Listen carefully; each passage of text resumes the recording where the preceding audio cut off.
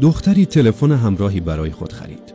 وقتی پدرش گوشی موبایل او را دید، از او پرسید: دخترم، وقتی آن را خریدی اولین کاری که کردی چه بود؟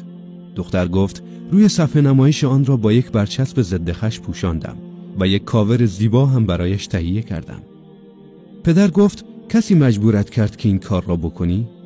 دختر گفت: نه پدر جان. پدر از او پرسید: به نظرت با این کارت به شرکت سازنده‌اش توهین نشد؟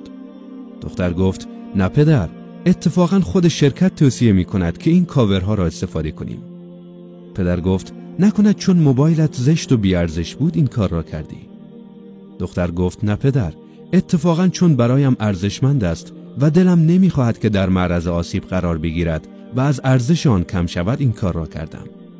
پدر پرسید: گوشی را که در کاور قرار دادی زشت نشد؟ دختر گفت: به نظرم که زشت نشد، اما اگر زشت هم که میشد به حفاظتی که از تلفنم میکند میارزد. پدر نگاه با محبتی به دخترش کرد و گفت: دخترم، حجاب نیز همین گونه است. حجاب نه تنها محدودیتی برای تو ایجاد نمی کند، بلکه شأن و منزلت تو را نیز حفظ می کند. این دستوری است از سوی پروردگار جهانیان که همه ما را خلق کرده است و اوست که بهترین برنامه و روش زندگی را به ما نشان داده است.